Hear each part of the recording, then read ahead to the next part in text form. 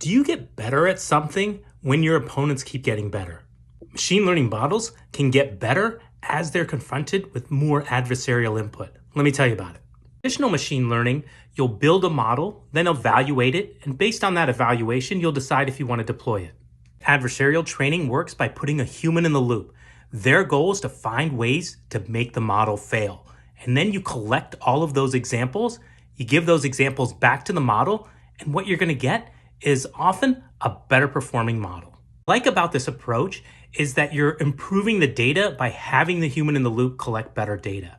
Besides that, this also reminds me a lot of stress testing, where you're trying to train the model on extreme scenarios, like $5 gas. It's an academic paper, but my colleague Chris has written a very approachable blog post about how this works, as well as he's demonstrated it with a Spaces web app.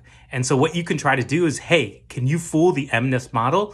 And if you do fool it, we're going to use those examples to train and improve the MNIST model. Give it a shot.